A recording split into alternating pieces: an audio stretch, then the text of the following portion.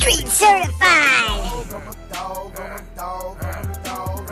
I'm Hulk Luna, and I'm a rescue dog from the sanctuary at Havsville. And today is National Puppy Day. What you could do today is pick up aluminum off the side of the road, recycle it, and give that money to your local pet shelter.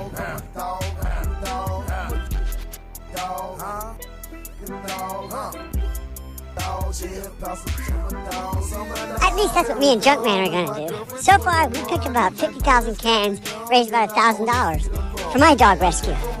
Pick up that thing!